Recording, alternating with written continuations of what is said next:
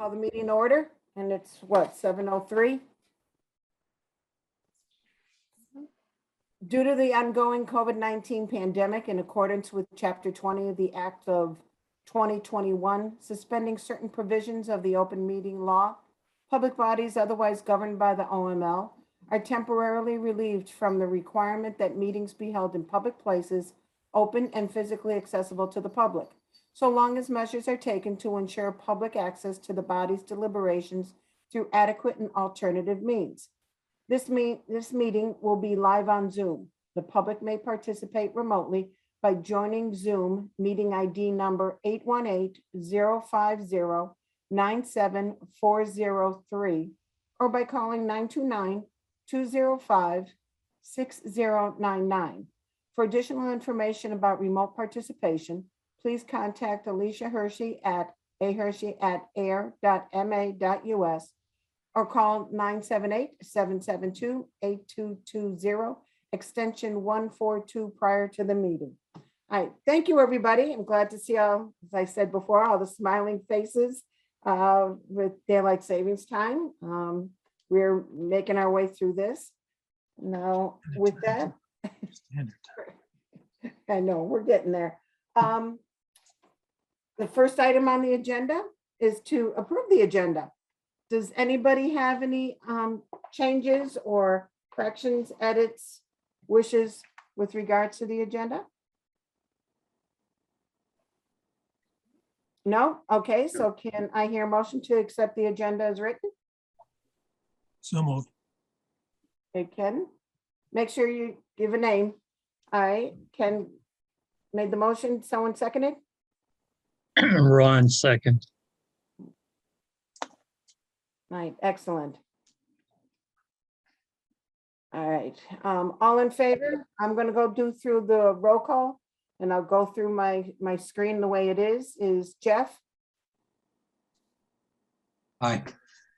Ken, Aye. Ron, Yes. Cindy, Aye. Colleen, Aye. James, Yes. Sean, Aye. and Pat. Aye. All right, and chair says aye, so the agenda has been approved as is. So the next item on the agenda is to approve the minutes of the Ayer Affordable Housing Trust from October 13th, 2021. That was a joint meeting. So for the Housing Trust, let's go ahead and, go ahead, Colleen. I'll go ahead and make a motion to approve the minutes from the Affordable Housing Trust meeting. James, second. All right, James seconded. Oh, James, yeah. Yep. Okay, got you there. Okay, let's take a roll of Jeff, I'm gonna abstain. I was not at that meeting. okay. Colleen, Aye. Cindy, Aye. James, Aye. Sean, Aye. Pat, Aye. and I think I've got everybody because Jake's the other. Okay, so it has been approved. The next is the Ayer Affordable Housing Committee approving the same minutes of October 13th. Can I hear a motion? to accept? James, so move, Hi, James, so move. got it. Ken second. All right, let's do the roll call. Ron, Yes. Ken, Aye. James, Yes, and the chair says aye, so that also passes. Excellent. Next one is just to approve the minutes for September 24th from the committee. I didn't see any anything that needed to be edited. I thought it covered well. So can I hear a motion to accept the minutes unless anybody else has anything? James, make a motion to accept the minutes as written. Second. I seconded. Yep, Ken seconded. All right, let's do a roll call. With the roll call, Ron, Yes. Ken, Aye. James, Yes. and the chair says aye, so they've been passed. All right, Alicia, they are good to go. Let me know for me when I can come in and sign them. And Jake is, I believe, in. Jake, are you here? My baby. Yeah. Trying to log in. Yeah, just brought in a note.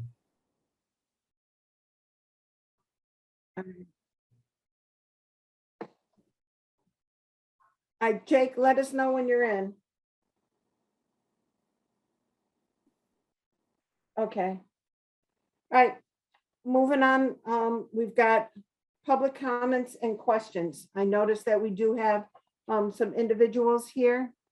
If you go ahead and do want to make a comment, you have to first unmute yourself, as well as going ahead and state your name and your address in here in air.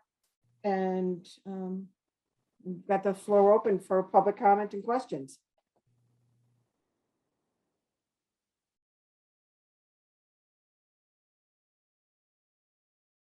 I hear quiet. Nothing.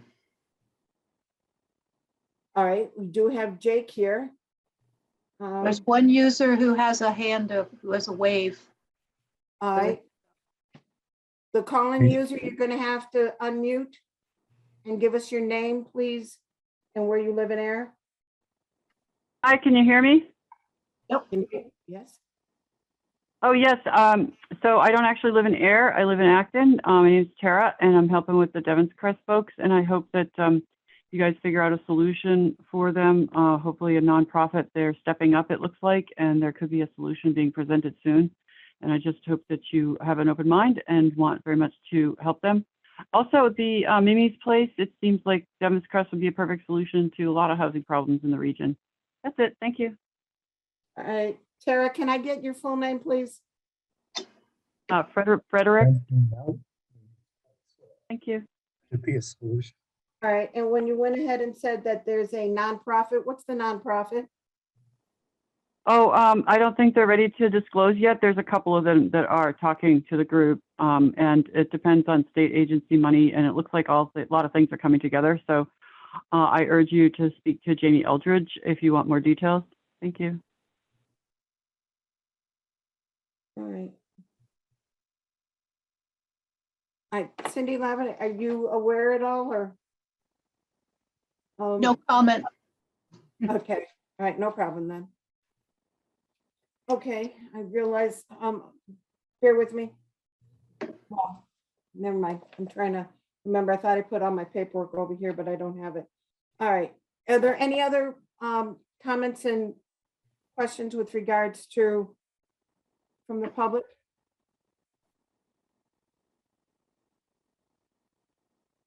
Okay. All right, I'm going to move on with regards to Devon's Crest is on next on the agenda, and I wanted people to be aware that Danilo Sienna, the representative, did make 2 amendments to the housing bill. I believe it's 4219.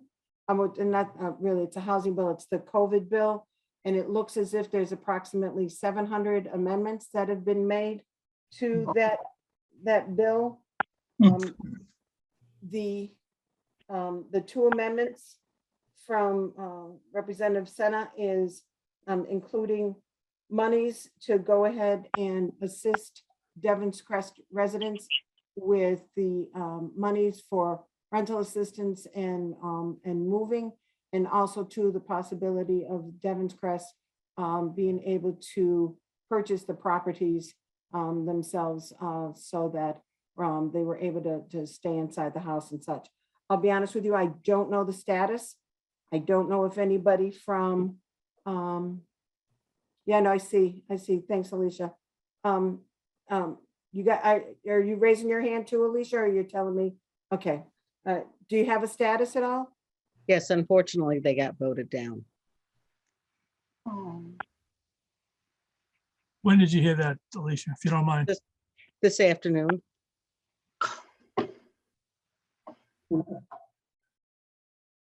And how did you hear it? Actually from Robert. Okay. So somebody from the town had been asking about the status of that amendment, apparently. Yes. I mean, I haven't confirmed it, but that is what I heard. Okay.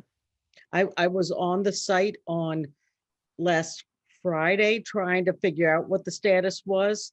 And at that point, they were just there. They hadn't been voted on yet, as far as I could tell. It's actually, there's so many amendments. It's pretty crazy trying to maneuver through that site.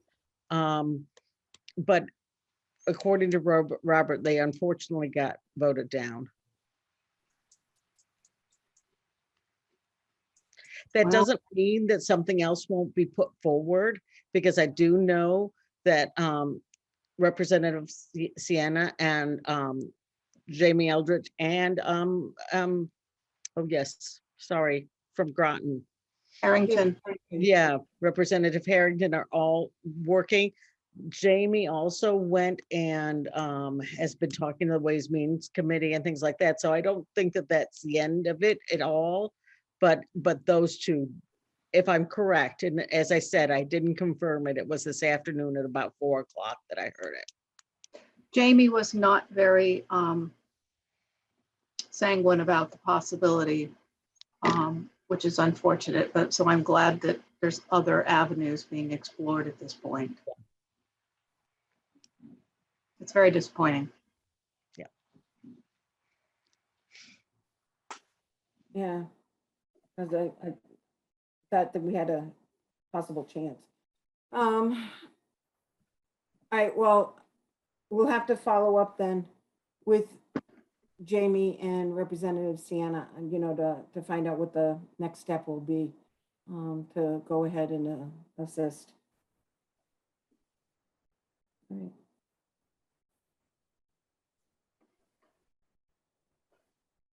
Does I- anybody, I'm sorry, Janet, I didn't mean to jump in. We've got a number of people from Devon's Crest. This is where we're talking about Devon's Crest. If anybody wants to jump in and tell us what's going on with you guys, or if it's not time yet, I understand. I just, you're welcome. This is our point where we're talking about Devon's Crest.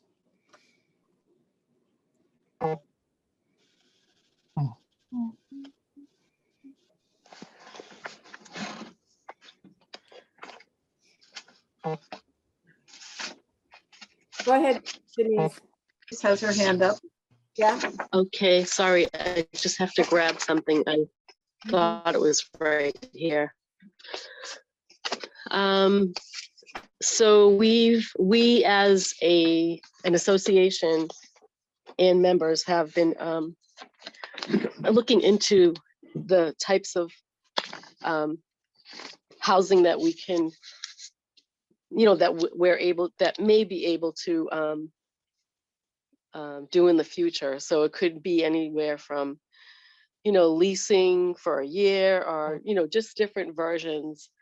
And so we've been contacting developers, land people regarding land.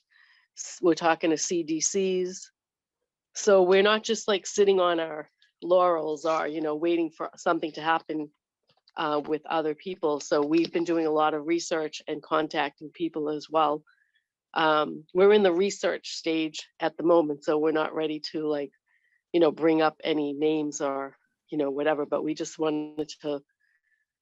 wanted to let you know that, we are continuing to look into different types of programs, different types, forms of money, grants, whatever may be available and whatever we can possibly do in the future. But as you know, things don't happen overnight. So it takes a lot of speaking to people and getting information first before, there are any actions. So I'm just wondering if there's been any discussion about the ARPA money with regards to housing or So any homelessness money. through the chair, or Yeah, the go ahead. chairs, we have 2 chairs here. Okay, sorry, I wasn't sure who to address, sorry. Janet, Yeah, Janet? go ahead. Yeah, Okay. yeah. So, the town has been talking to, council. Actually, Sean, can you talk about this a little bit more? Or do you just want what I've talked to Robert about? You can go ahead, what you've discussed with Robert.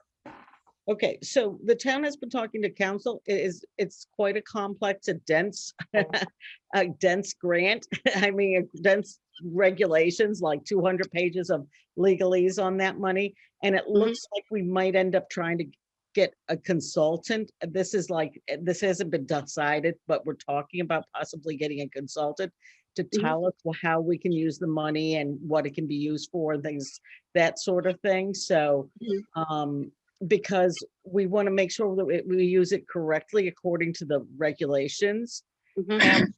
So it has not, as far as I can tell, been decided what we're doing with it. We're trying to understand it first. Okay, I got you. I know, I'm sure there's a lot of paperwork to go through and get the right language and understanding of it, because I know that it's very. Well, we lot of don't want them to information. claw it back. So Yeah, Yeah, right. and I heard they were like, oh, go ahead, sorry. oh no, I was gonna say through Janet, through the chair also. So I think we were under this assumption that when they discussed the ARPA, that it was gonna be like easier than the CARES Act.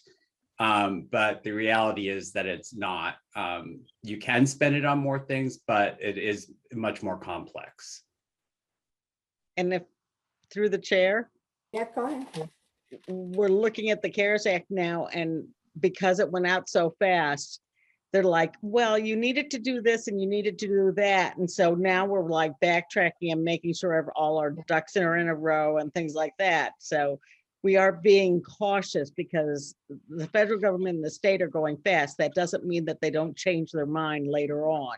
So you do have to take things carefully, because we really And I don't. definitely hope that there is going to be public hearings about what the money is going to be spent on, because that's what part of the regulation is, having public hearings. The other thing too is I was thinking about the Build Back Better money, and that money is can be used for infrastructure. So if that's the case, then maybe they should use the money for sewerage from the Build Back Better money that's coming down the pike that was approved by the Senate and the House. Denise, I'm sorry. You said something that it sounds like you've got a cold. I just, on the Build Back Better money, it can be used for what?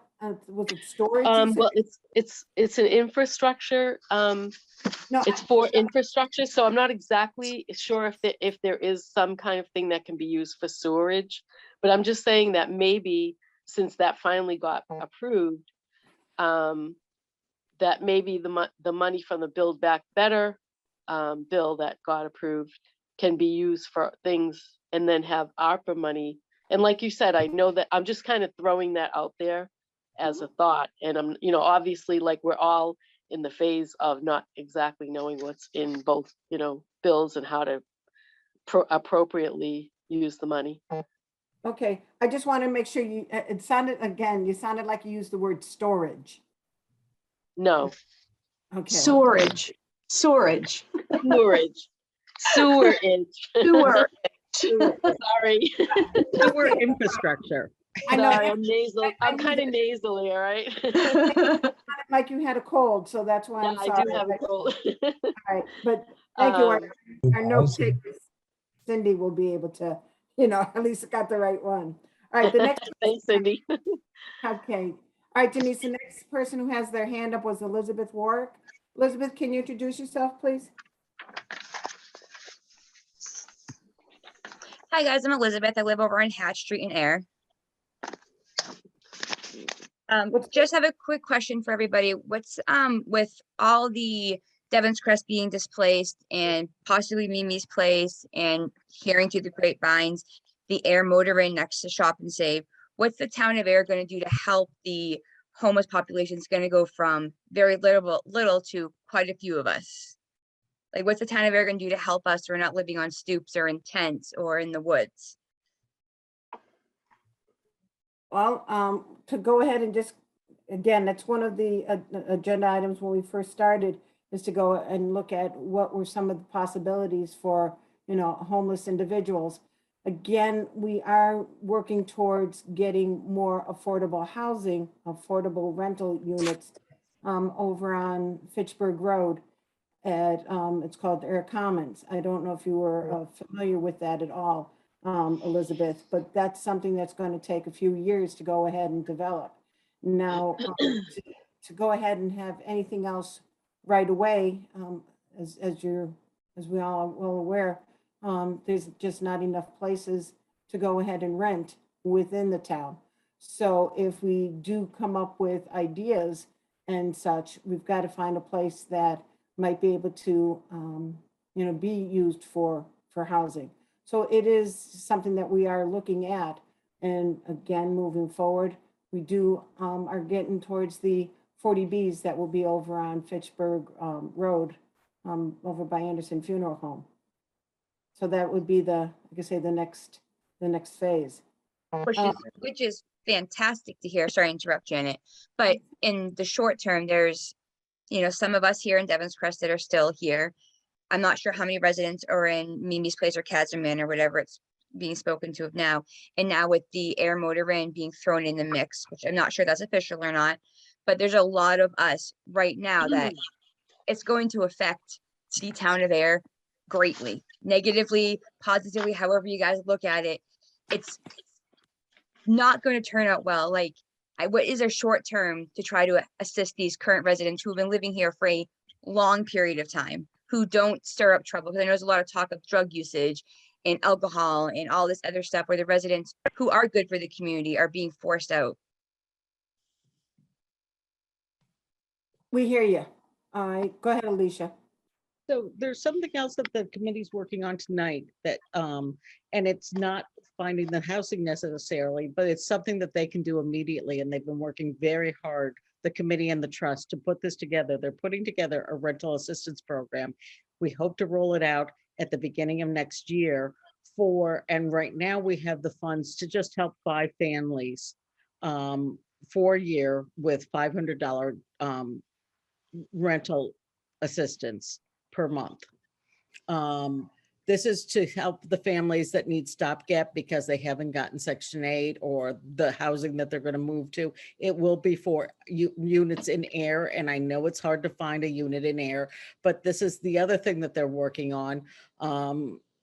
Mark Archibald, our town planner, Alan, and myself were meeting a developer out on West Main Street today, talking about a large complex there. And we have an inclusionary zoning bylaw that for every 5 units, they have to put an affordable one in. Now, I understand, as you all know, it depends on whether they're building, condos or whether they're building rental. And he said it was not clear which they were building yet. It's a very big developer from actually New York. But it's still very premature, but we are working very hard to bring housing in, and we're looking at other ways to help with rental assistance. So I didn't mean to speak for, I know the committee can speak about this if there's anybody else who wants to jump in. All right, Cindy. Thank you. Through you, Janet, to the group. You're going to want to go to the meeting on Wednesday night. Well, Zoom. The meeting on Wednesday night with the Board of Health, if you specifically want to know about Mimi's Place. Motor Inn is not going to be discussed, but a lot of the same issues apply. So that's where to find out about, what's going on there. I know that wasn't exactly what you were talking about, Elizabeth. You're, more or less like, okay, now more people are going to be dumped onto the system and onto the streets, and it just gets worse and worse. But that would be the place to find out about that particular issue. Thank you, guys. All right, thank you, Elizabeth, and thanks, Cindy. Pauline, I notice you've got your hand up. Yes, I do. Thank you. Can you hear me okay? Yeah, yes, I can. Okay, good. I wasn't sure if I had unmuted. I was a little lost in some of the discussion that the caller one was talking about. I'm not sure her or Denise, I think was the other person. And then I know Sean Copeland also mentioned it. There's a fund of money that was mentioned as an acronym beginning with the letter A. I did not catch what that fund of money was, so I'm curious about that. Could you just give me a 25-word or less explanation? That is ARPA, the new American Relief something Act. American Rescue Plan Act. Thank you. Yeah. And with that, that is the next version of the CARES Act. So that's federal? Correct. And has the town applied for that fund? Yes, they did. Yes, they did. Or else they wouldn't have had any access to monies. If you want me to, I know Janet, somewhat about it. Excuse me, Janet. Oh, sorry. Speaking. Yeah. I don't know who's speaking. Right. Oh, Denise, go ahead. You can address. you know what? I'm sorry if I didn't address properly. I apologize. So to the chair, I apologize. From what I understand from talking to someone at Central Mass Housing Alliance, so President Biden approved of the ARPA funds through the CARES Act in January when he was just inaugurated. And so apparently in June, some of the funds were released, and over the course of the next couple of years, there were some towns in Massachusetts, I believe it was $2 billion and something dollars, and that money was allocated so much for each town. And so Ayer, I believe, 2 million something. And so some of the money supposedly was released in June, and there are certain criteria. If there is money that is used, they have to report back to the federal government. Supposedly, I was told by August 31st, and I read that from a document that IRS sent me. And they have to use the funding by, I think, a couple of years. I don't know the exact date. So there's different criteria for the money to be used for, and you can Google ARP, what is ARPA funding, whatever, to figure out, because it's kind of extensive, and there's a list of funding that the money can be used for, and two of the things, it said affordable housing and homelessness, and that's what Central Mass Housing told me, because they have people that are looking into these kind of things all the time. And there are other line items too that it can be used for. Madam Chair, Janet, if I could ask for clarification from the chairman of the selectmen. Denise has just told everybody who's listening that the town of Ayer has been allocated $2 million. Sean, I've not heard anything about this at a selectmen's meeting. Can you confirm that, please?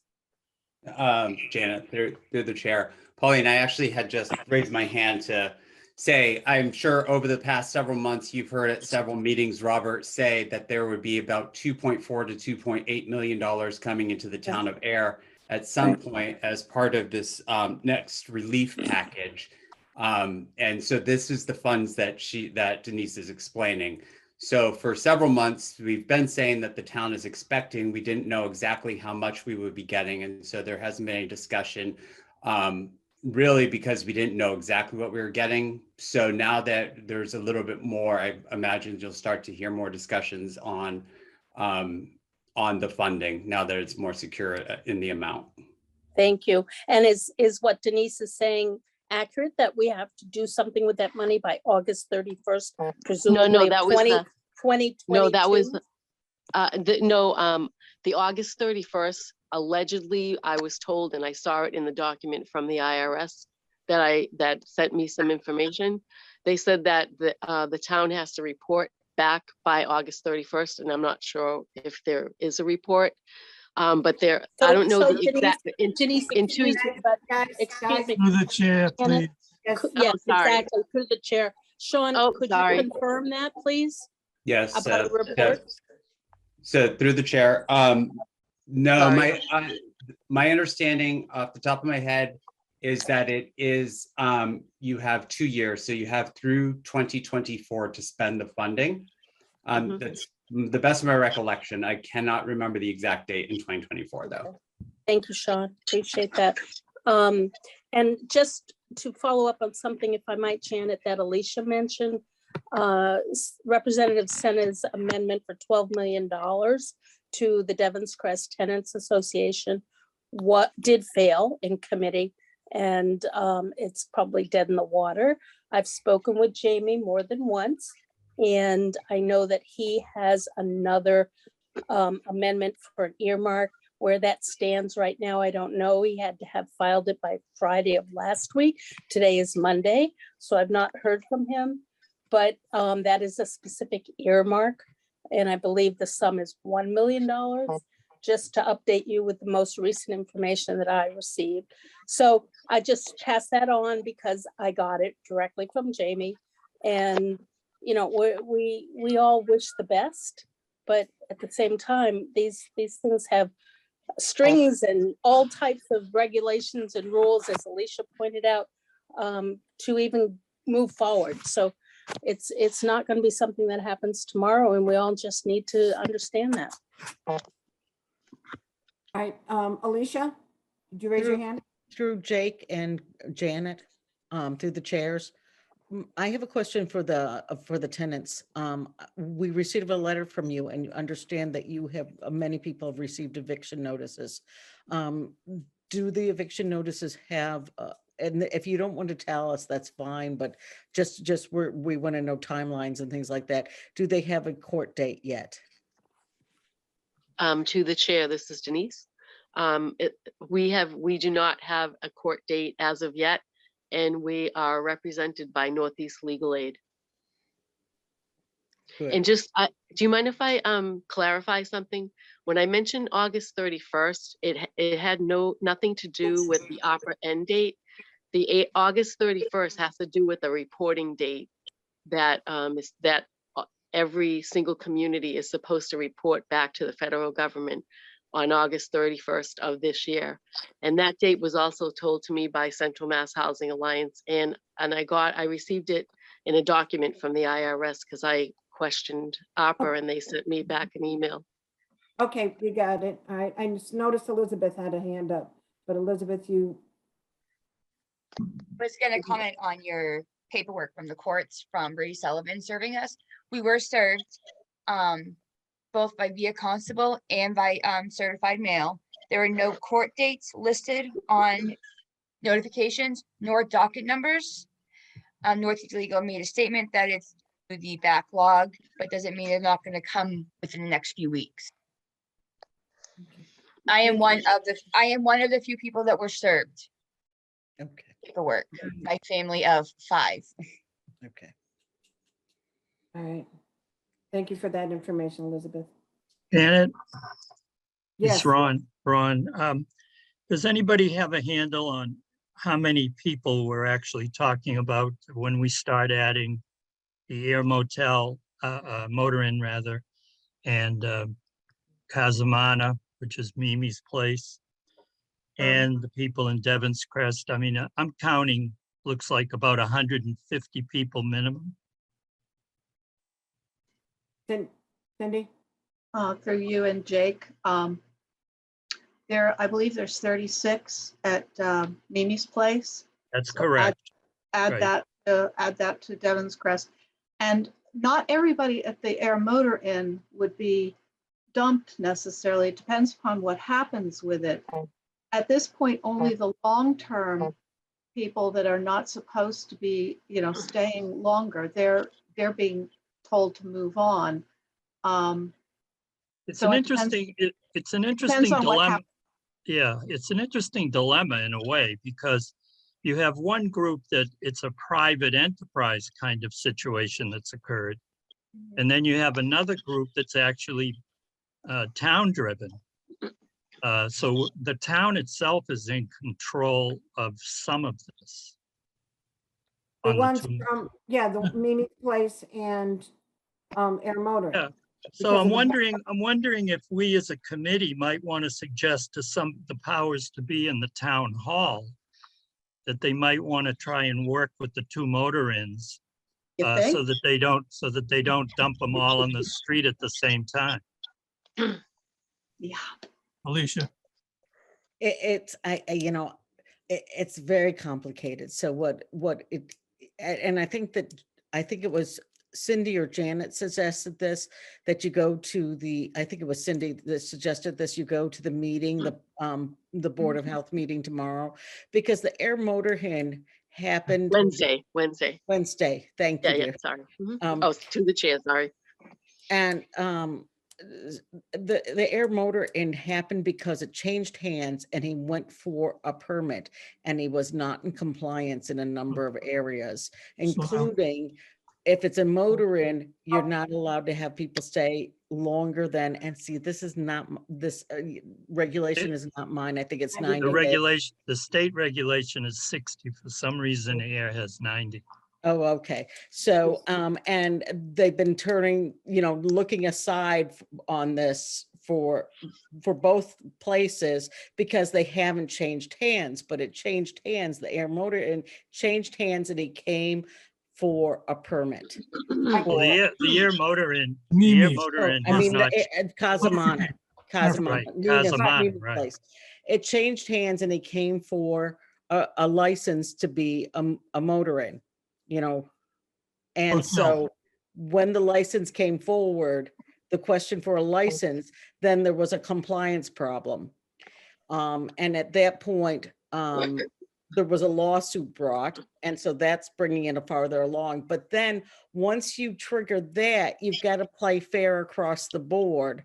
So then the air motor inn came forward because they are letting people stay longer than 90 days. And so do you see how it all fell apart? And Well, it's that's not the timing obviously is not very good. And that's what I'm saying is don't quite understand the rationale. I understand what you're saying, but basically for 40 years, it was the two places were allowed to operate the way they're operating. And now that somebody else has come in, they're no longer allowed. But they came in and looked for a license, understand. because they had to have the license transferred. And it's not really one of those things that you transfer a license when they're not compliant. And so that all triggered all of this. It wasn't necessarily, other than the fact that there was a lot of police calls to Casamana in the past year, and that, put a lot of people very concerned. Yeah, I'm not arguing the point or bringing up the point to be argumentative.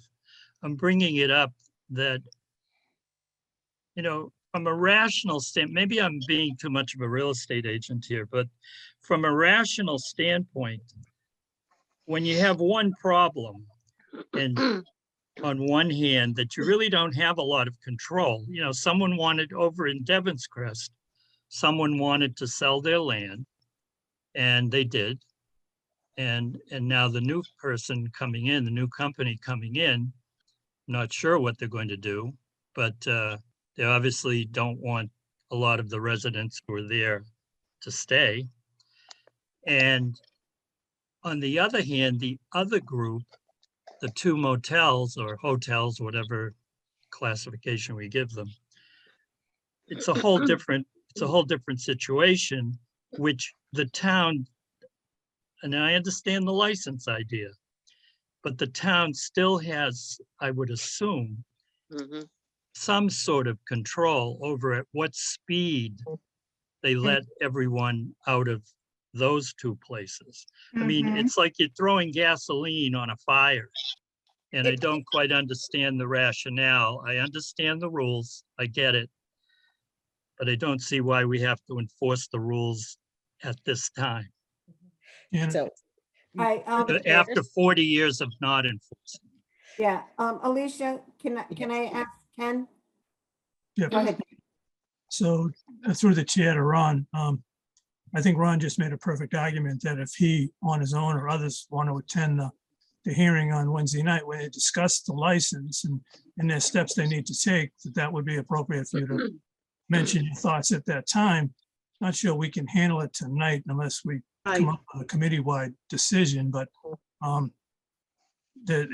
I guess I would agree with most of what's said. I have followed it. I've seen the recordings of the meetings that have been held in the last 12 months. This did not come up overnight, interestingly enough. The purchase, I think, was maybe in 2020, when the original Mimi's Place was acquired by Steve Wetzel. So it's been dragged out, and just don't know what can be done there. But certainly, if you have a point to express, would be the appropriate spot would be Wednesday night to let them know. And I guess we could talk about it as a committee, but I'm not It's sure. not our purview. It's not it's our not- purview, number isn't. one, but it is, as the public on Wednesday night will have an opportunity, I think, to chime in. Well, it is somewhat, I would think that it is somewhat of interest to a committee involved in affordable housing. Mhm. From that standpoint, and that's what I'm saying.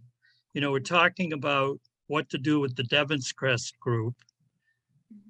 While there's no mention of two other groups in the background that will be there probably a lot faster than you think.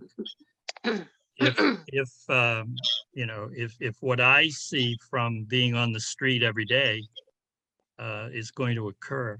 And I just think we need to, as a committee, if we are truly interested in affordable housing, better figure out a way to what to do with the 150 to 200 people who are going to be homeless, basically, because let's be honest, they can't afford to rent an Ayer, most of them.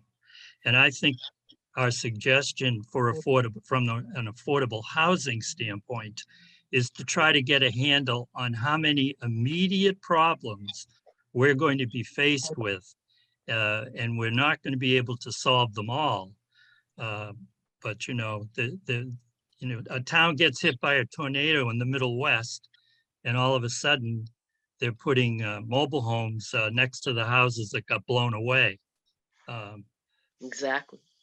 I don't see why we can't take a place like Peroni's Park, and if we're getting $2 million, if it can be spent on things like mobile homes, why not put mobile homes in a large area that we have in town and get these people in shelter before the snow starts flying here, and then gradually come up with a plan as to how to get them to move out back into regular housing. Right now, yes, this morning we had 1,492 people contact us on one rental that we have for $995 a month. So that's not just Devon's Crest, obviously. So it's just a huge problem that we on the street trying to deal with real estate on a daily basis face all day, every day. All right, let me just ask the committee and the trust this. I know, you know, the meeting for the Board of Health is tomorrow. Would, Wednesday. I'm sorry, Wednesday. I know, I'm sorry. That's what happens when I think today's Tuesday. Do you think that it would be wise of the committee and the trust to generate some letter to the Board of Health asking them to go ahead and be concerned about what the influx is going to happen should these individuals be evicted from Mimi's Place, as well as possibility Ayer Motorin? I just want to throw that out to, like I say, the committee and the trust. I know that we can make a statement at Wednesday's meeting as well, but being the affordable housing groups, would that be something that Jake and I could probably generate and send? Yes, please. Yeah, I think that would be a good idea. All right. Jake, are you How would you craft the letter? Excuse me, Miss Chair. Yes, Janet. We can set aside some time and we can write that out.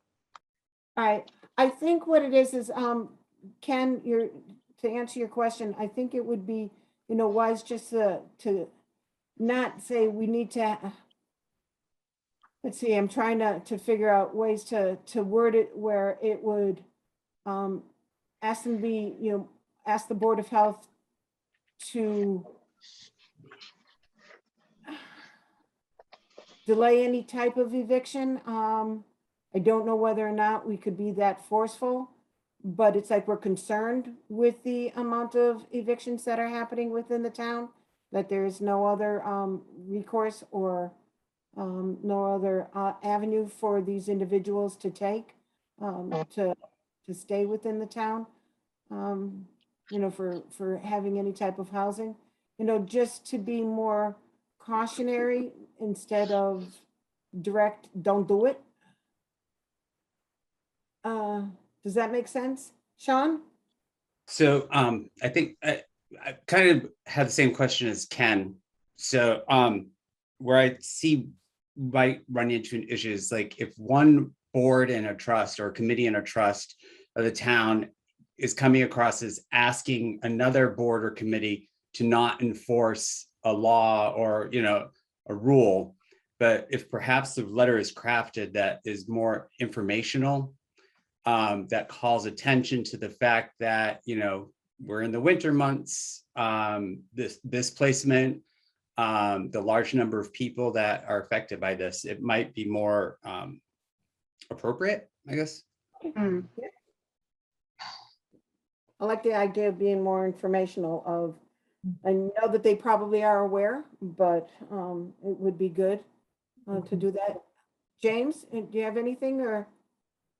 No, I just think that we should not make statements about not upholding the laws and the rules, but I just think we should just try to have a letter maybe showing, ask them to show some concerns about what's happening.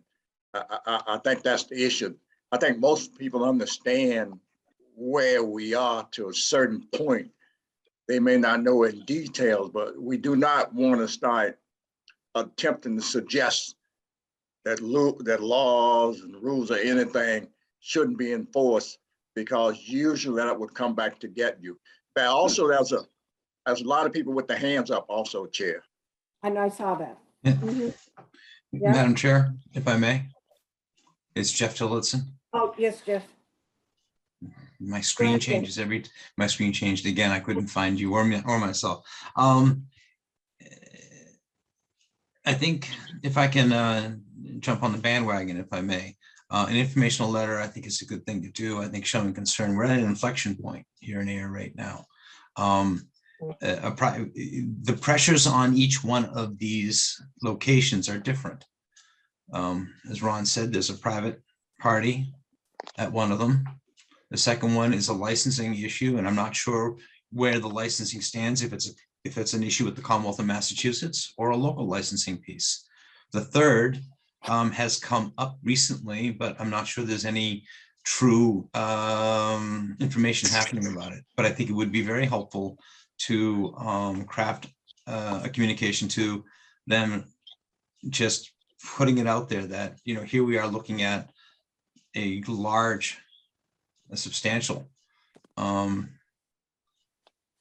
portion of our most vulnerable population is looking at a really, really dire immediacy. Okay. Thank you. Got that. No problem. Thank you. And if the trust, I'm sorry, if the trust needs a motion to write the letter, I'd like to make that motion. Madam Chair, point of order, please. This is Pauline. Go ahead, Pauline. I was gonna go ahead and get the hands up. I understand, but just a point of order, please. In order for you to approve a letter, you must meet again in order to discuss and deliberate and vote on the letter to the Board of Health. The Board of Health public meeting is Wednesday. You don't even have time to post that meeting. The first available meeting night would be Thursday, because you would have to post it tomorrow because you need 48 hours. So I just respectfully suggest that while you may want to address it in a letter, I understand you can always submit the letter, but I don't believe you have time to do so by Wednesday. I understand that part. I think it would be good if we do show up to the, you know, as many of us, to the Wednesday meeting, as well as generate a letter where we can have it discussed at the next meeting to go ahead and send. Agreed. I was gonna go ahead and generate it and then just send it out. I think that, yeah, because I would want, especially with it being informational, I do not want to tell anybody of, let's try to circumvent any type of rules or guidelines. It's more of, as they probably are aware of what that's going to do as a ripple effect to some of the individuals within town. And like I say, keep it informational. So, the other person that I want to bring up is Connie Sullivan. You haven't spoken yet. I see that you've got your hand up. Thank you, Madam Chair. Just to emphasize a point that Ron Morrison and James Stephen made. Your committee doesn't necessarily need to tell the Board of Health, don't enforce the law. But if the Board of Health was to find a violation of the law, your committee certainly could suggest that the Board of Health stay any action on any enforcement action on that finding. And that's a pretty common technique that's used under the law in courts, which helps parties ultimately come to some resolution in many cases. Okay. Connie, Madam Chair, excuse me, through Sorry. you, I'm sorry, Madam yeah. Chair, it's Jeff. Yeah. well, please, on. I'm sorry. Go ahead, Lynn. Yeah, for minutes purposes, I'm sorry to butt in. Connie, could you say that again? What did you call that? A stay of enforcement? Stay of enforcement of any enforcement action, yes. Okay, thank you. I'm sorry, go ahead. Hey, Hate taking Jeff. notes. I'm sorry, Madam Chair, it's Jeffrey Tillotson here. Through you to Mr. Sullivan. What is your role? Do you have a role in Causamana, in Mimi's place, please? I don't, but I'm a board member of the Devon's Crest Tenants Association. Thank you, Connie. Just wanted to make sure. Yep. Okay. All right, and Ken? This is a very tricky and complicated spot for us to be in. And I would like to emphasize that any one of us who will currently, if we were asked to be on that Board of Health right now, I think that I would give them the benefit of the doubt that they're struggling the same way that we are. I've seen some of their meetings, and it's a very complex situation that they find themselves in.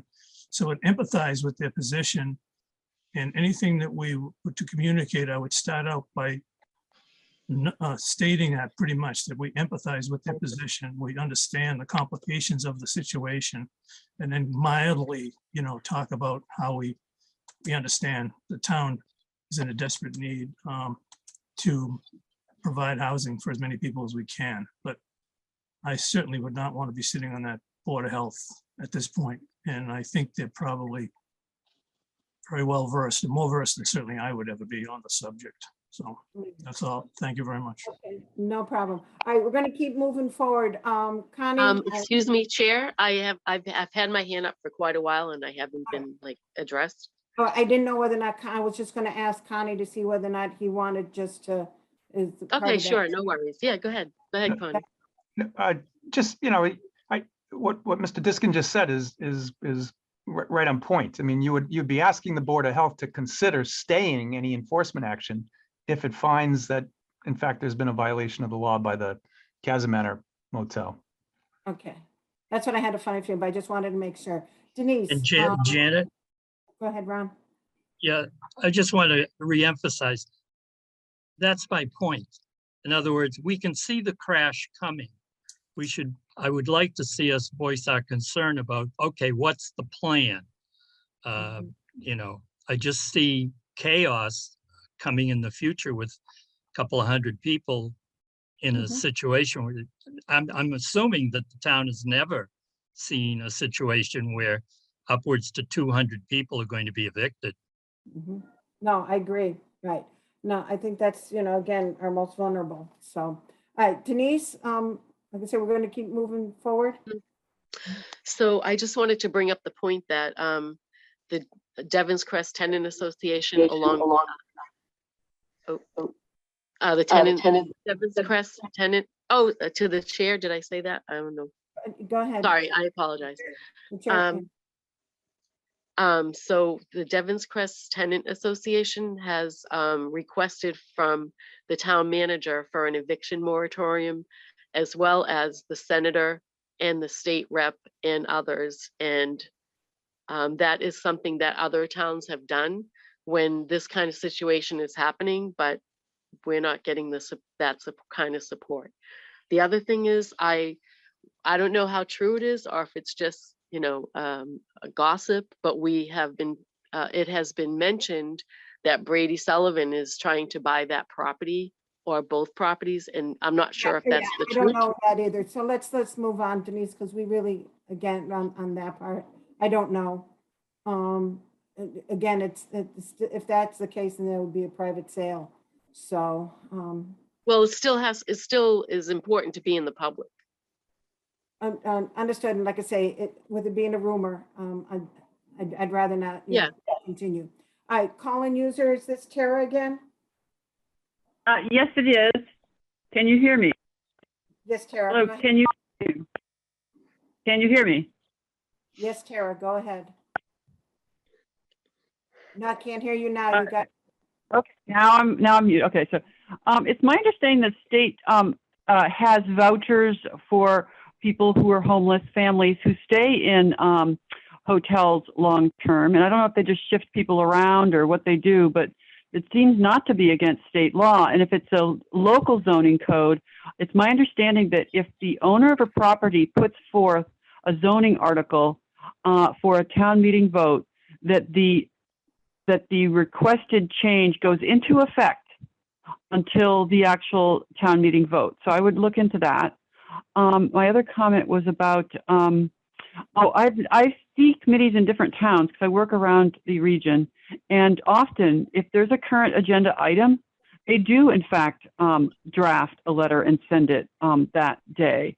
They don't always bring those letters back to comment. What they do is they send it out, they choose one or two people to write it, and they send it to committee members, and the committee members are only allowed to send comments back to the original two people or one person, and then that gets sent out by the chair, assuming it meets the chair's understanding of what happened in the meeting. But I see that all the time. It's a very usual thing. So I think it's unusual if Ayer always brings back drafts on everything, as long as a letter would meet the context and the language that's used in the meeting. I see no problem with that. But I do urge you to look into the zoning. Oh, hello? Yes? Yep, no, I wrote that down. Again, our next town meeting will be in April, so we can go ahead and look at that, as well as, if we do generate the letter, yeah, it probably will be sent to everybody prior to having a meeting, to get feedback and such, so that we have something that we'll be able to vote on. So with that, I think that would be what would be the best way moving forward, especially with it being such a sensitive nature. I would want to have a committee vote on it. So, all right. Okay. I can Madam say Chair, one more, just one final note, Janet. Yep. So I believe we should, complete our thoughts on the letter through the chair and get it done. There's always a very strong chance that any hearing will be continued. So there's a chance that the letter could land within the hearing before it's closed. So we probably should finish our job and agree how we're going to do it, and then make a provision that if the hearing is continued, it potentially could land in their hearing before it's closed.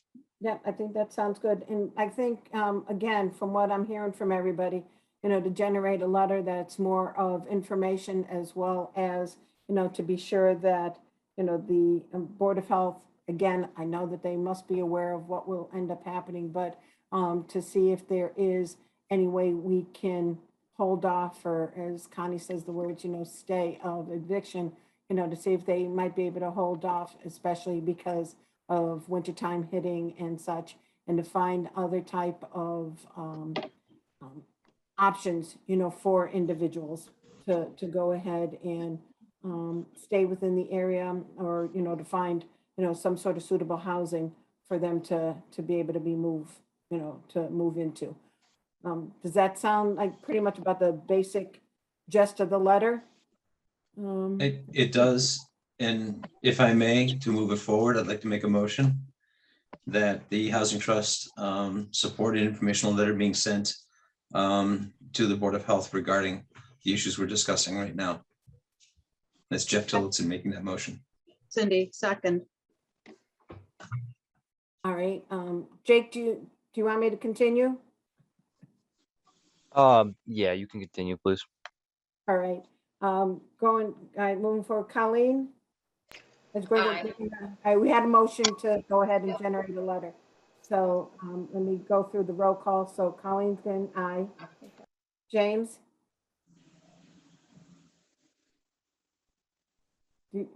Aye. Oh, I was muted, yes. All right, Cindy? Aye. Sean? Aye. Pat? Aye. Jeff? Aye. Aye, and Jake, as the chair, do you say? Yes, All right, so it looks like it's unanimous for the trust. Ron, yes. I'm sorry, no, for the committee. Oh, sorry. Can I have someone mention, motion for the committee? Generate the letter? I'll make a motion to generate the same letter as the trust is generating. Second. All right, Ken. those in favor, yep, Ken, and those in favor, Ken? Aye. Ron? Yes. James? Aye.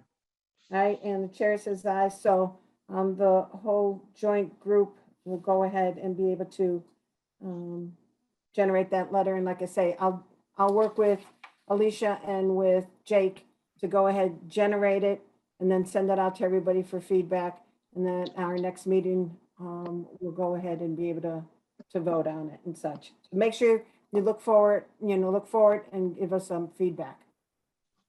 Okay. Thank you for doing this. No problem, you got it. I noticed that there's still a hand up. Tara, is there anything else? Because we want to move forward. No, all set. Thank you so much. I'm very excited about the letter. Okay, sounds great. All right. Next is Pauline Connolly at our last meeting made a recommendation with regards to look at tax title properties available. Alicia and I were able to sit down with Barbara Tierney at beginning of the week, and we got a list of approximately, I'm going to say 30 properties, some small amounts, some larger amounts. I'm trying to get my hands on it. She just sent out another email later today with regard to one specific property. And with that, again, just trying to get our hands on it. So we are moving forward of looking to see if there might be something, and just to bring everybody up to date on what this is these are properties that the town probably could take over. And I believe, and Pauline, if you're still on the phone, you might be able to correct me if I'm wrong, but this is how the town was able to get the properties on Central Ave so that Habitat for Humanity could build the duplex that was on Central Ave. Is that correct, Pauline? Hi, Janet. Yes, thank you. The former property at 76 Central Ave had been owned by the town for over 10 years after being taken for failure to pay property taxes. And it sat there for at least that long before the proposal was made to the selectmen to donate it to Habitat, which was eventually done. And as you now know, there are 2 families living there. They've been there now 6 years. And I have no explanation for why it sat there for 10 years, but if there is a current property that the town is looking at taking in for tax failure to pay taxes, I can assure you that Habitat would be very interested in the property and in developing the property. And for everyone who doesn't know this, all Habitat properties are affordable into perpetuity. So the owners who buy them, if they choose to sell, they can only sell them as affordable. They cannot make a profit. Those residents who do succeed in being awarded a Habitat property receive a 0 interest mortgage. So they actually own the property. They buy it outright, just like the rest of us. but they have no interest payments. So they're able to afford $600-800 a month mortgage payment. And the rest of us pay the other $600-800 in taxes and interest on the mortgage. But yes, if there is a property, Habitat, I can assure you would be very, very interested in acquiring that. So I look forward to hearing more about this. Okay, like I say, we're just in, as people have been saying, the research phase. But it was very nice, and, you know, again, Barbara was very helpful going through the list, and Alicia and I, you know, had questions, and I know that as we're going through the list, we'll have more questions. So I think that that was a good step forward. So thank you very much for bringing that forward, Pauline. Janet. Yes, Ken. Oh, for clarification, I think Ms. Conley made a valid point. The lot in question that was previously used by Habitat was already on the town's books for 10 years. Are you basically saying to us that you're looking at property that may come on to the town's book? Have we looked at what might in fact be there now? I guess, is there anything now? Alicia, I know that Barbara was going to look at that, but I don't believe that she was able to generate that. Briefly, while I was talking on the phone, she brought a form up that I didn't get a chance to look at. I don't know if she mailed that to you too. And I think that was still the tax title. She talked to us about a couple of units that the town already build properties the town already owns. And what I would suggest is possibly, oh, this might be too much, but doing a subcommittee to review some of these properties and what the possibility would be, or should we bring them all to you after we do an evaluation of what the properties are? There are a few that the town owns. The town hasn't taken anything in tax title for since before Barbara came, so it's at least 4 years. So there's nothing that the town has taken in tax title recently. The town does own some properties. There's some landlocked properties that the town owns. There's some almost non-buildable properties that the town owns, 2 smaller lots. There's other properties, but Barbara said that the list was a little bit, she didn't have it all in one place. So we did ask for that as well. Right. Thank you. Yeah, so that answers your question that we, you know, Ken, that we have been trying to get something that, you know, the town is holding on to. Okay, I saw Pauline had hand raised, but you dropped it now. Okay, so just to let you know, we're moving forward with that. And I think it would be good, Alicia, you know, to go ahead and review the list. And then as we've got something, it might be good to have a subcommittee that can then take the reins on it to move it forward so that it would be going to the select board and everything else. So that, again, until the dust settles on all these lists, it might be good just to rein it all in and then present it to the group and then possibly get like I say, a subcommittee that can that will be their primary focus. Does that sound like about right? I'm seeing a couple, yeah, I'm seeing heads shaking, so that's good. Thank you very much. For what it's worth, Janet, the town owns 80 parcels. But again, some of those parcels. Sorry. But they're not all buildable, and they're not, and a lot of it is, you know, town library, et cetera, et cetera. Yeah. Yes. But overall, there are 80 parcels in the name of the town. Right, because I know that, you know, that they were looking at some of those, you know, for the senior center and whatever, but again, many of them are already being used, so, okay. All right. I want to move on to, if there's anything else, I think we're just going to move on to the rental assistance guideline. Unless anybody's got anything else. I think we're pretty, you know, pretty good at, I know that Alicia sent it out to have individuals look at the $500 a month for 5 houses or for 5 families, and to have the beginning January 2022 So do we want to start discussing this? And Jake, do you want to take over from here? With it being the rental assistant program? Yes, I can. I don't know if Alicia has anything further to add to it. I do have some things that I changed and I want people to take note of them and decide and talk amongst themselves as to whether they agree with it. One thing that I put in that I thought was in there and I didn't see it in there. So I put in that a person renting from a family member would not be eligible. Right. Okay, because that's too easy to scam the system. And so if everybody's okay with that, that's one. The other thing is when I was doing the tables, when I was looking at it, because this was something that we used Boxborough as a template. And they had decided that the eligible category, anybody under 60% AMI would be eligible. And I had originally moved it down to 50%, but I figured out why they had put it at 60%.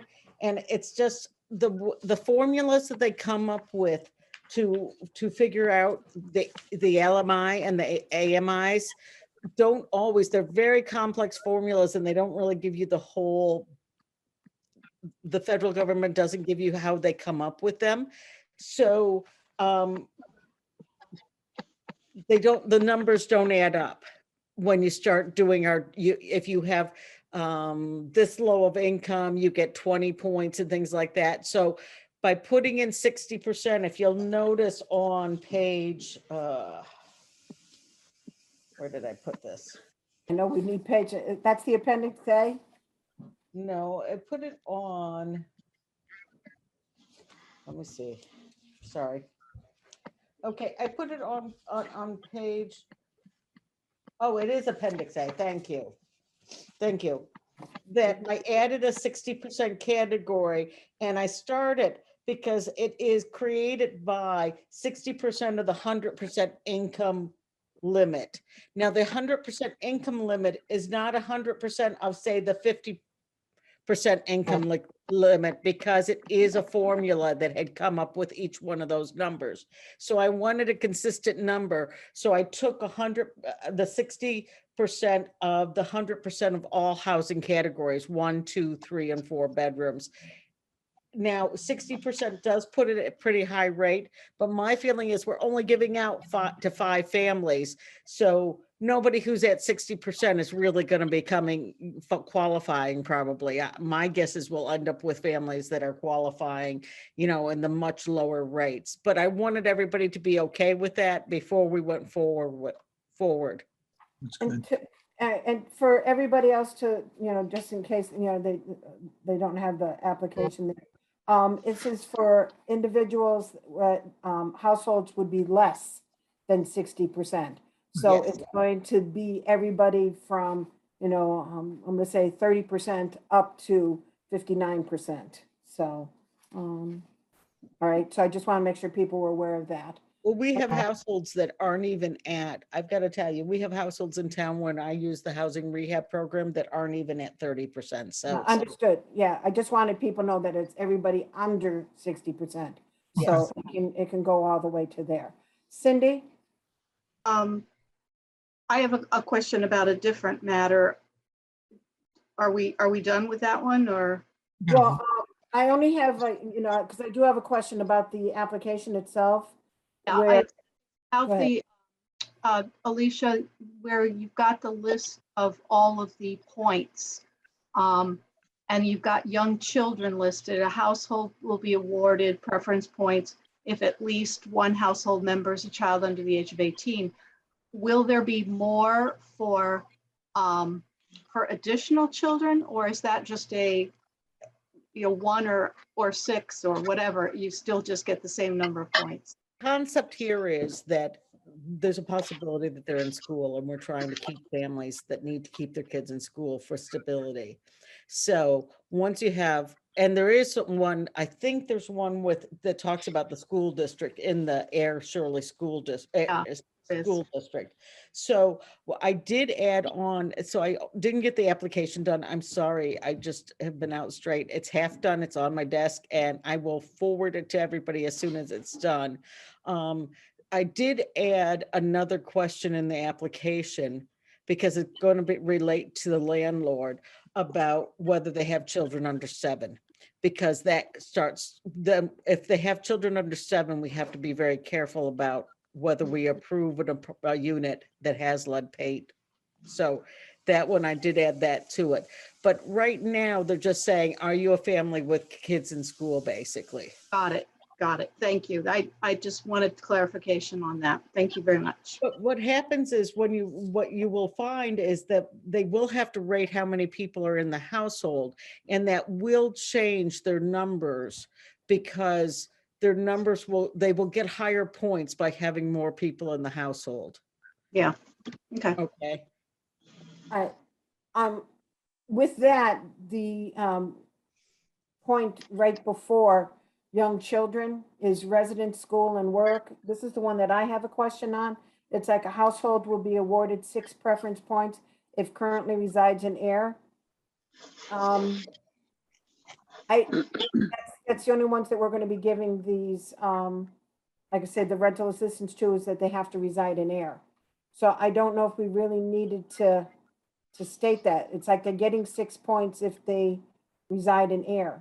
I think they're automatically, eligible. No, that's not so. So if they have a rental that they have lined up for an Ayer, but they don't currently live in Ayer, they can qualify if they have a future rental in Ayer. All right. Okay.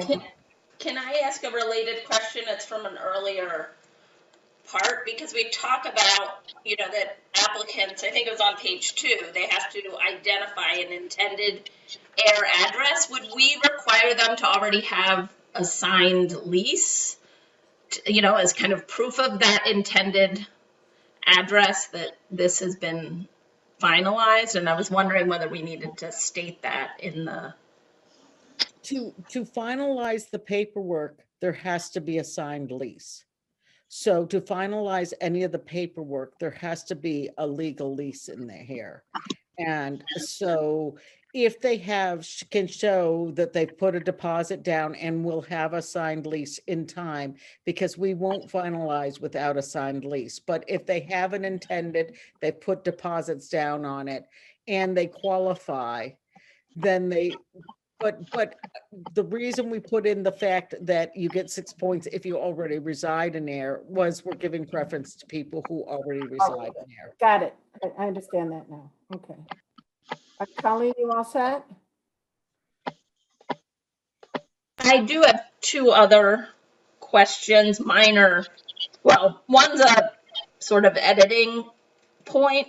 On the first page, it says the rental assistance is funded by the Community Preservation Act, but isn't it technically that it's funded by the housing trust that was established with funding from CPA? Because it doesn't mean that we can't ever have other additional funding sources. So I just think that, like, adding that edit would be important. I know we're going to keep going and asking for more money, but the housing trust is what will be actually funding the rental assistance. And it could, in the future with enough money, fund other programs. And then one other question was around the right to appeal decisions, and it talks about an appeals committee.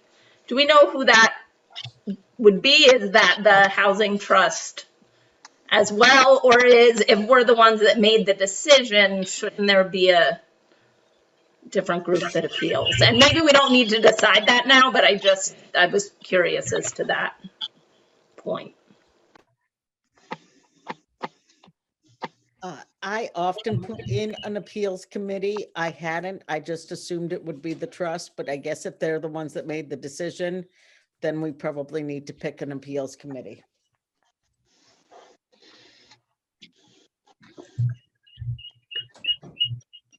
What, Anybody have ends any up- comments on that? yeah, Alicia, what happens when you give assistance from the Economic and Community Development? So if I'm doing a housing rehab, I have a committee written in my guidelines. So I'll go back and look at what that committee is and do something like that. And it's usually a person from, a group, or we send it to the select board, or, there's different ways that we deal with it. We just assign a committee to be the appeals committee. And I can't remember who my housing rehab appeals committee is. It's not something that usually happens because we write the guidelines very tight. So it's either yes or no, you have this, or you don't have this.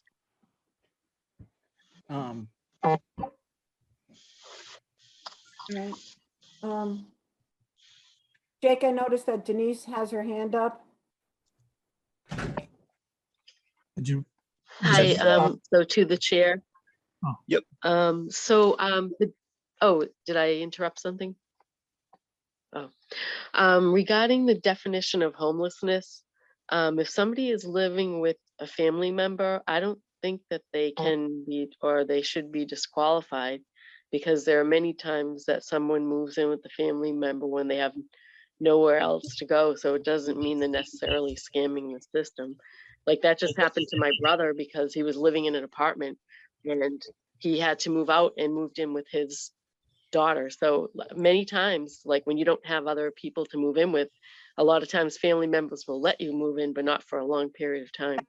That's not what's But being. according to the definition. Right, Oh, sorry.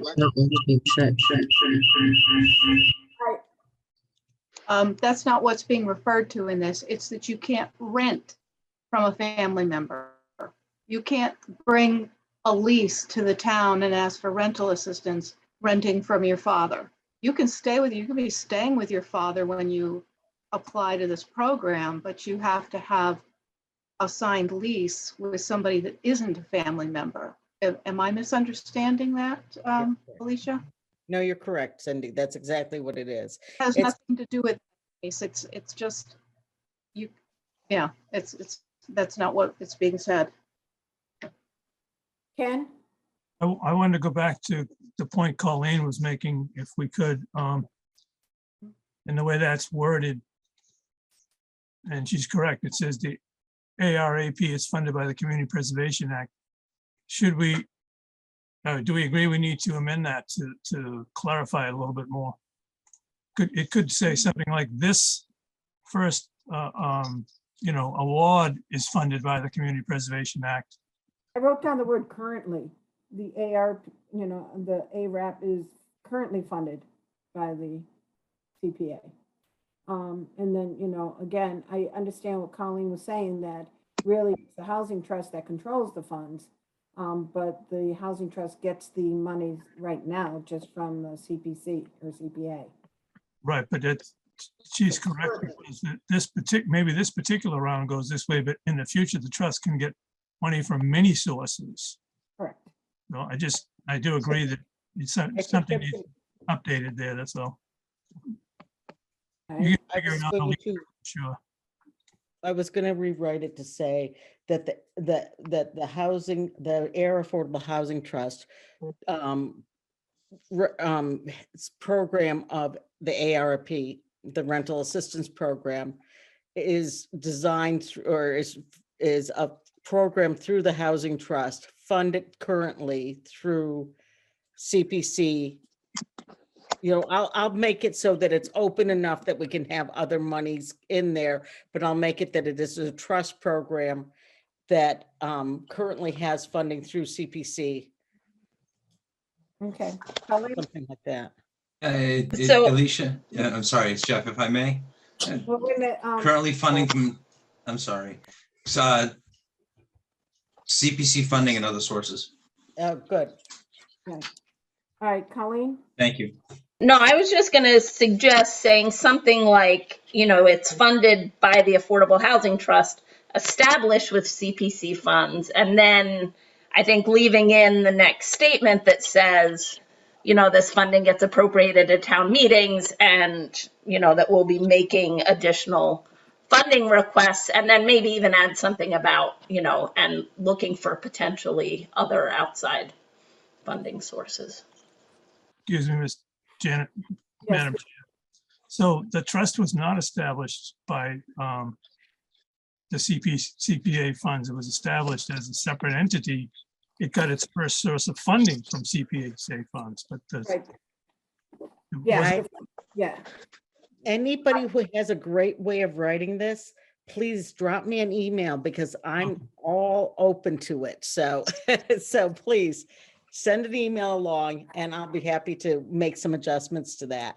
Because I think your ideas are great. Okay. All right. I'd like to make a motion, Janet. Go ahead, Ken. Hold on a sec. We just have some additional hands up. I gathered D'Amber. Hi, I just have a quick question. Do you guys know of any programs available for people that would be moving in with family members? I don't, off the top of my head. We can do some research and get back in touch with you. Okay. Okay. Pauline? I was just emailing Alicia as she asked, but in following up with what Jeff Tillotson said, CPC and other funds, other public funds. It's not just public. I mean, because again, we're going to be getting the housing. Yeah, the housing trust is going to also be using the inclusionary housing, so that developers can go ahead and make a donation to. And public and private funds. Correct. Yeah. So include all potential sources, so it's clear the first time around. okay. All right, got that. All right, because like I say, we've got to move on because I know that again, right. Denise, is there anything? Hold on a second, Ken. All right, Hi. Ken. Oh, go ahead, Oops. Denise. Oh, sorry, I had my hand up. I didn't realize it. To the chair, sorry. I was just looking up some laws about Okay, rental so assistance. you don't have anything? No, thank you. Okay. All right, Ken, go ahead.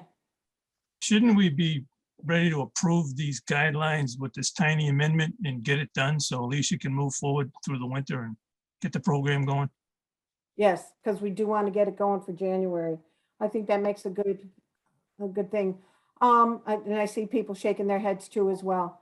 I think because again, these are just in the minutia, and I don't mean to make it sound that way, but for making sure that we do encapsulate, where the funding source comes and who really has control over the funds, as well as the items of the right to repeal and such. So I think that makes good sense. Go ahead, Alicia. I just had an idea. So the trust is overseeing this program. We could make the committee the appeals. That's true. So we make these two, so I guess through the chair, sorry. So should we be asking for these two minor amendments as you look through that? Are people comfortable making the committee the appeals? Let me look at the committee May I- members. Ron? Jeff, yes. I'm sorry, you're saying committee members. May I ask one question, please, before this goes any farther? I'm just thinking, we have not done this before, and I want to be clear on the process. So we have ARAP funds. The ARAP fund recommendations are brought to the Housing Trust for approval, or is the committee going to be who's going to be awarding the funds when the rubber hits the road? The trust. The trust, okay. So I would recommend that, if I may, if I'm thinking clearly about this, and I may not be, possibly a hybrid of committee members and trust members would be the appropriate avenue for appeal. We already have that with James. Yeah. No, James is on. Yeah, James is on both. That's the reason why we wanted to have somebody from the committee on the trust as well as on the committee. So you Just double already, checking. yep, we Yep. already have that. Oh, Thank and you. Colleen's on CPC, you know, Yep. well, go ahead. Colleen. Do No, we I was just gonna say, I wonder if an additional representative, I mean, I think it's good to have if we made decisions that are being appealed that, you know, I like the idea that James sits on both and can bring the voice of the committee. And I guess if the committee, the appeals committee feels they need more insight from the trust, additional people could be brought in. But I think that's Enough. helpful. I like the idea of the committee. Okay, Mhm. right. And yeah, all right. So committee members, Ken, Ron, James, any comments? No, I'm all set. I'm all set. We're just as an advisory group to the trust at this point, right? The trust makes the ultimate. Right, they make the ultimate, but if there's Trust an will appeal, approve the guidelines. I'm recommending that the trust go forward and approve the guidelines with slight amendments that we discussed tonight. understood, but one of the comments was made to have the Air Affordable Housing Committee be the appeals committee. Should someone not like the decision that's been made by the trust? All right, so I'm wondering, Motion? I was gonna Can say, I? Go ahead. I was gonna say, if I made the request that, if that's my request that it become the committee, I will retract that request. well, all right, hold on a second. I want to find out from the committee. Do you want to take on the role as being the appeals committee? Go ahead, Ken.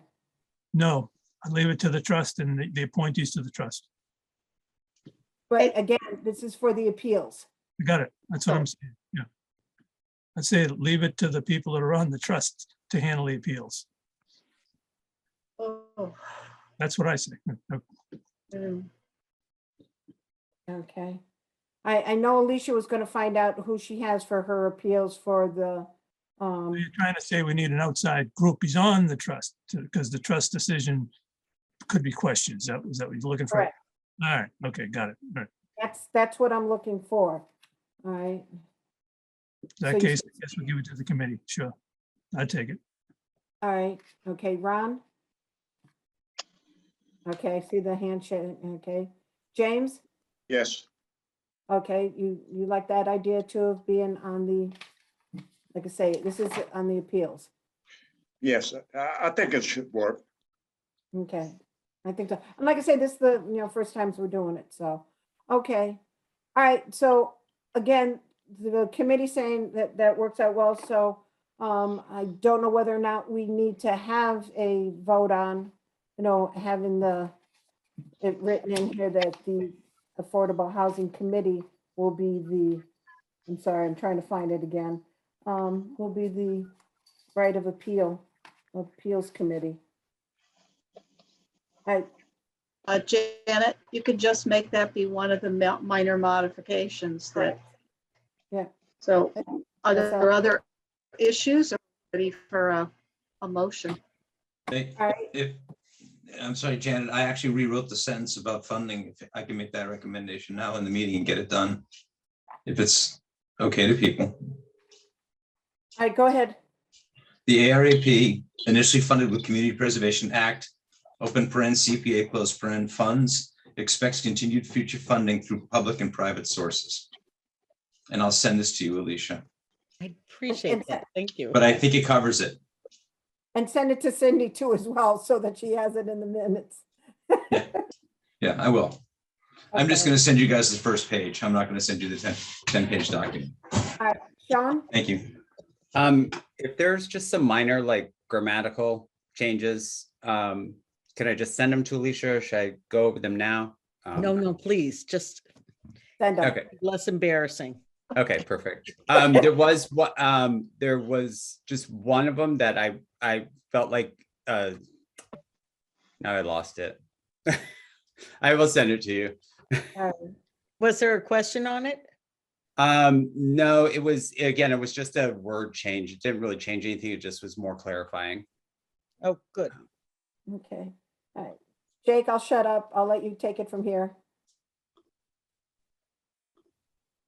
All right, so we've, is there any There's no further discussion on the review of the draft. No, so we'll move on to old business. Is there anything for the Air Commons? Do we have any new news on that? Well, let's. Don't we need to make a motion to, are we gonna make a motion to approve? Do you want me to make a motion to approve?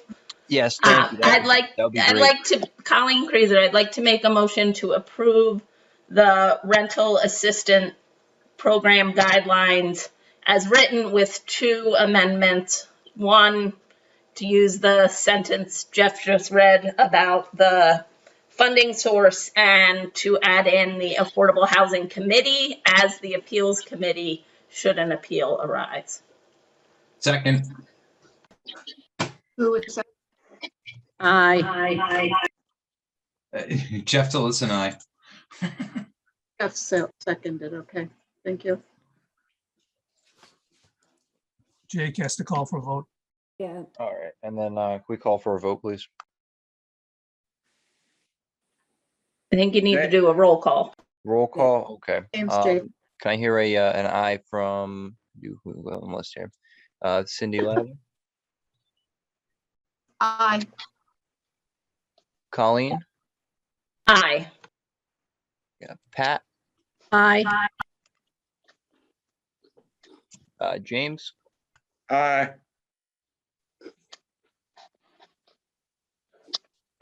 am I missing anybody else? Jeff Tillotson votes aye. Jeff, and then I apologize. Am I missing anyone else here? Yeah, and No Sean worries. Copeland's like Sean. Sean, okay.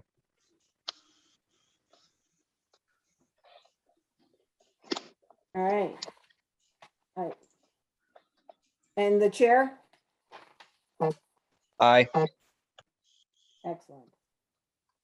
Okay, so we'll be able to move forward on that. Excellent. Thank you, everybody. All right, next item on the agenda is I'm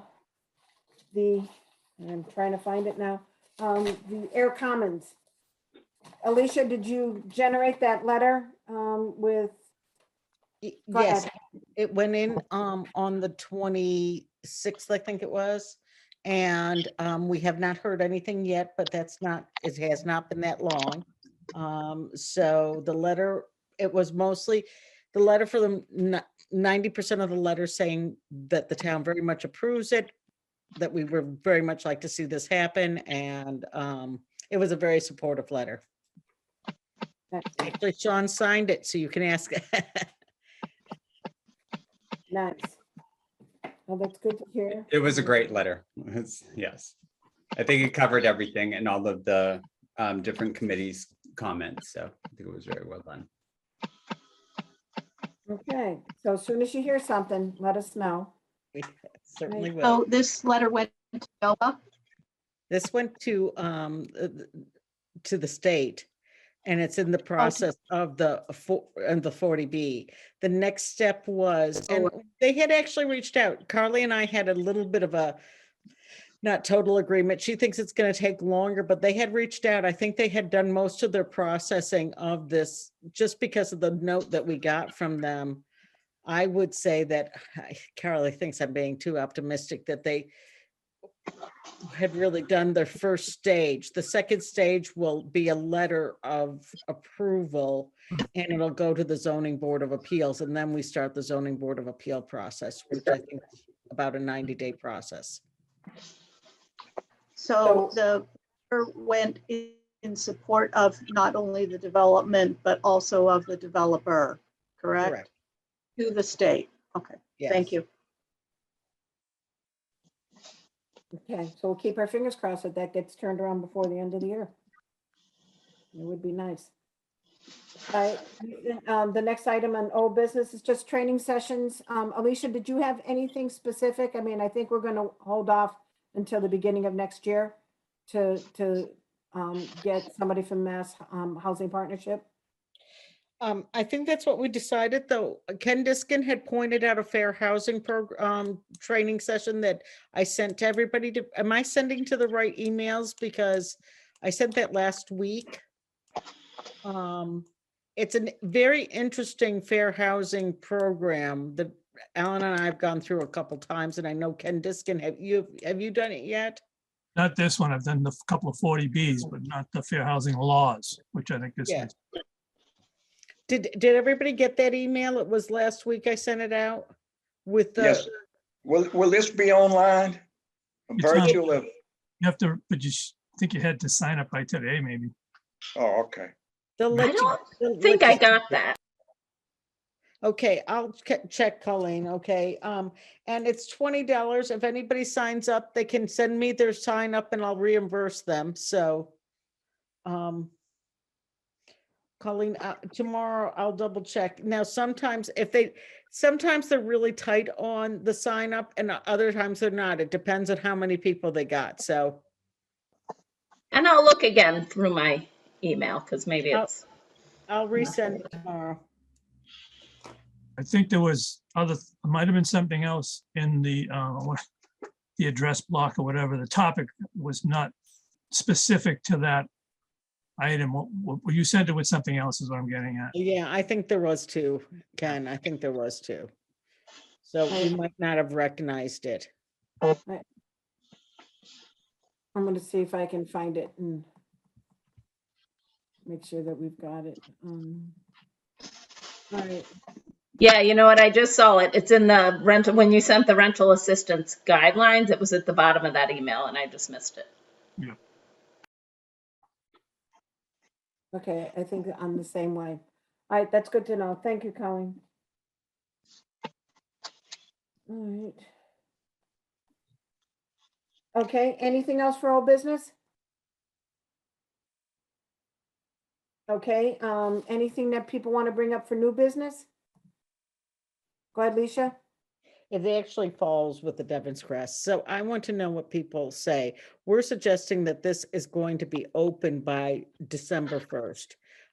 If we have to make some pushing on that date, if I can get the, I should be able to get the application done. And I have to say, Pat brought me over some wonderful stuff on how she and Ron work with the landlords for Section 8 and those kinds of programs. And so I'm drafting that application. And if there has to be any, I'll send that out to everybody, but do we need to get together to approve it before December 1st?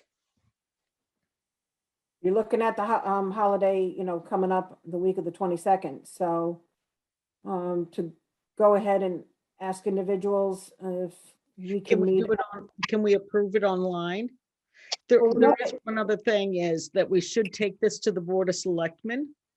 So I'm going to put it on the agenda because you guys approved it tonight. So I'm going to put it on the agenda for the 16th to take the guidelines to the Board of Selectmen. I don't think they have to approve the application, though I could possibly have it done then. And my question to Jeff, you might know this. Can we approve the application? Just, it's actually a working document. It's not guidelines or anything like that. Can we just send it out to the board members and people edit it as they see fit? Or is it something that we need to get together again on? I'm gonna do my best to unpack that question. Number one, first of all, as a housing trust member, I would trust your office to come through with as complete an application as possible. I'm not sure anybody who sits on the trust actually has much experience with this, except Cindy or somebody like that. I know I wouldn't have a lot of experience with it. And that was one of the things that we talked about, or I'd spoken with people about when the trust is being set up. We do have to stand on the shoulders of other people, and you are the people upon whose shoulders we stand. That's number one. Number two, if we do have to have a meeting, and I don't know the whatchamacallit to that, but if it's a 48-hour posting and we can put something together on a Zoom, I'm sure we can approve it in a Zoom, given the current status of meetings. But I kind of doubt it.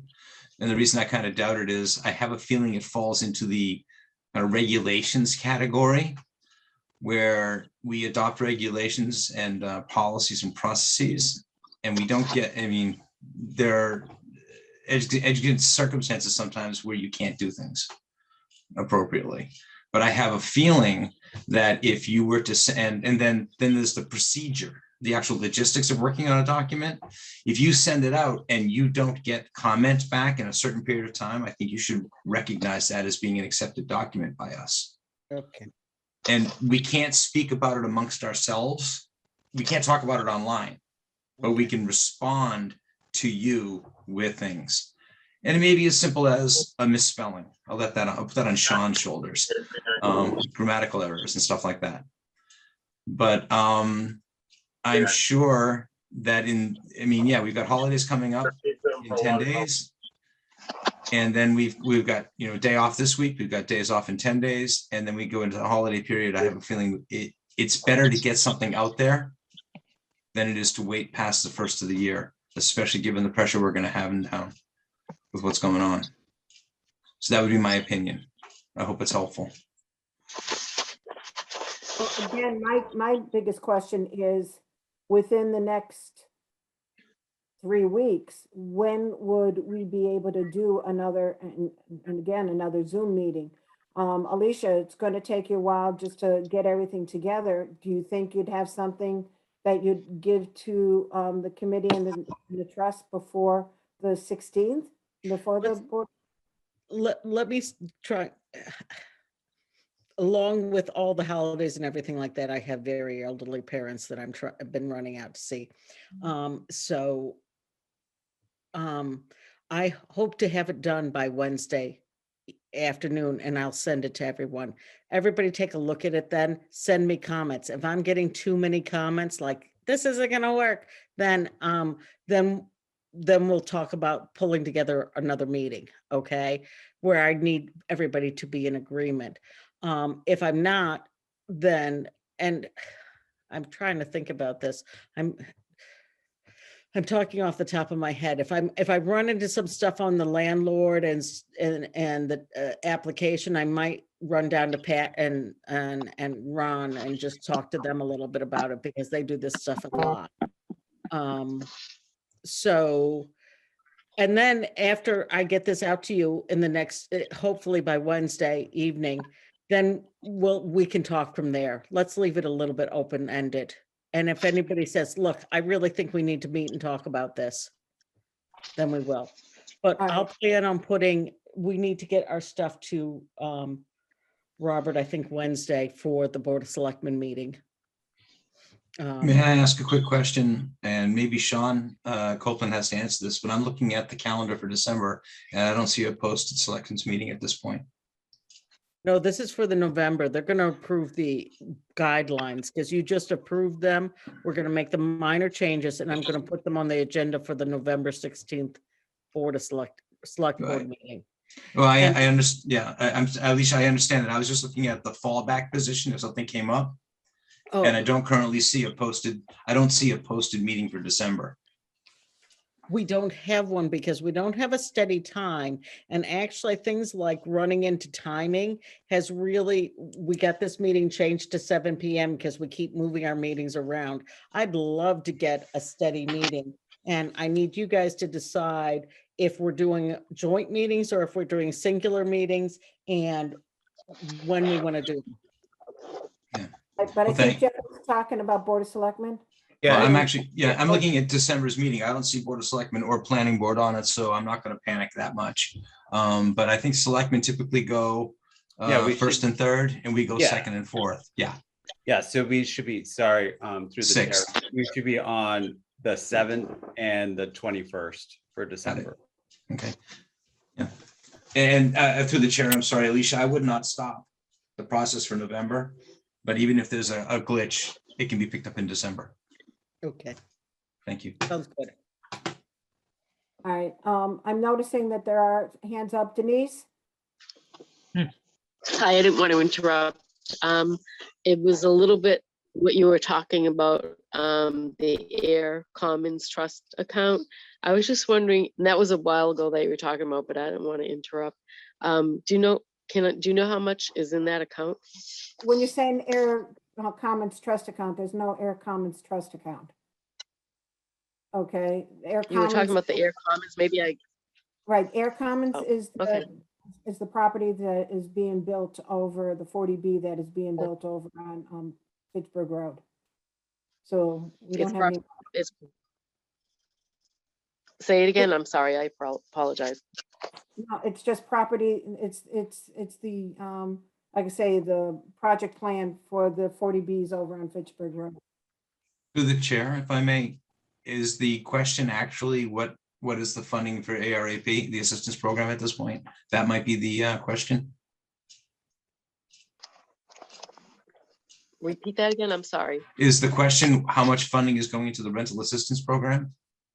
No, I thought I heard something about the air common, so that's why I was. Oh, okay.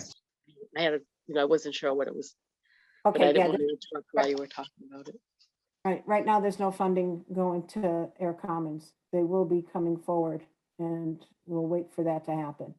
Mhm. So, Okay. okay. All right. Yeah, thank and you. then- You're welcome. Pauline?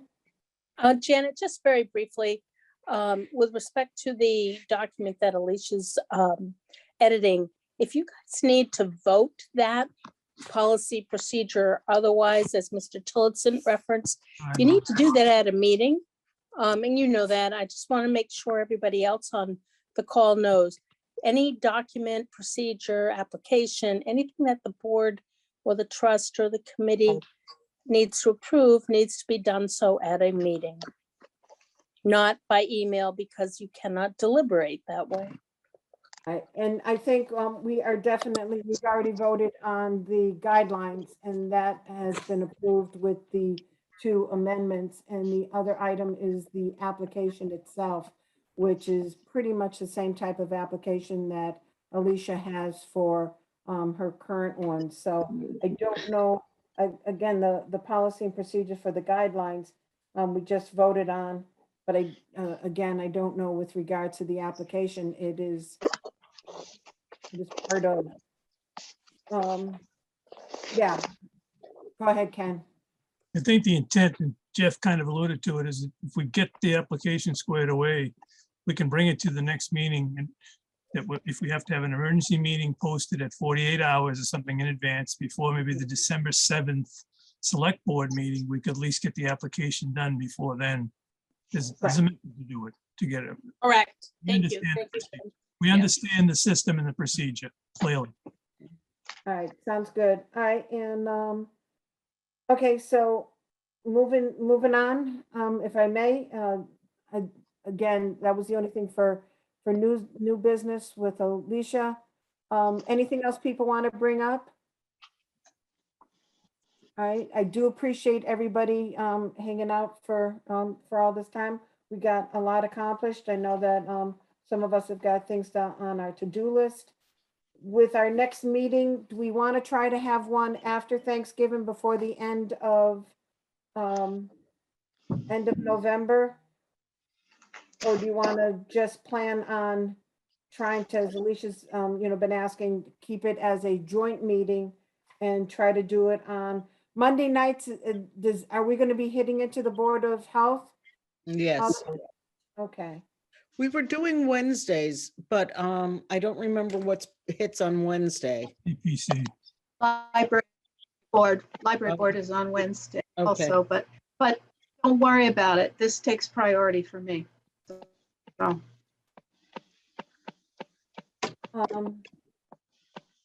So if we're looking at that, like I say, the first Wednesday of the month is the Community Preservation Committee. So we were trying to possibly do, was it the 3rd Wednesday of the month? that's the library board. That's the library board. Okay, so what about the second Wednesday of the month? Second Wednesday.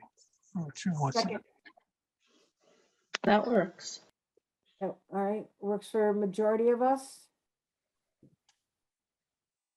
So how about if we go ahead and plan to have our next meeting on December 8th, and if we need an emergency meeting before then, again, let's see on how things progress when we need it, and we'll do the 48 hours prior. So right now, our next meeting be December 8th, 6 o'clock. Does that work out better for everybody? Yes, please. Please. It's nice to get an early start, especially just after the change in time. Yeah, no, true. All right, so we'll do that So- for at December 8th. And like I say, if we need an emergency one in between, we will let you know. Sean, is that a hand up or? No, I was putting in my calendar. Sorry. Okay, no problem. All I saw was like this, and that's all right. No, sorry. All right, that's all right. Okay, Jake, do you have anything else? I'm all set. I have nothing to add. All right, do you want to get your motion to end the trust meeting?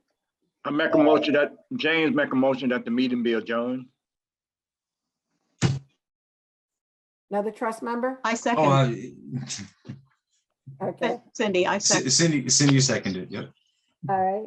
On the committee, can I hear a motion? Aye. James, aye. Okay. Second, I'm sorry, I didn't, I want to say thank you very much, Alicia, for putting this all together and all the work you're doing, and Jeffrey says aye. all right. So the meeting has been adjourned at 8:00. Oh, gee whiz. I'm in trouble. It's 8:59. it tells me You gotta 8:59. change your clock, Janet. Looking at it going 8:59. All right. Guys, thank you very much for Great. everything.